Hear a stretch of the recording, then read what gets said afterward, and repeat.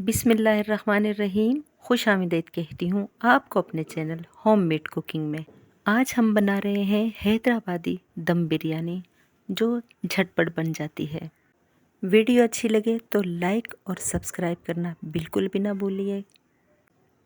वीडियो को पूरा वॉच कीजिएगा। जज़ाकल्लाह खैर।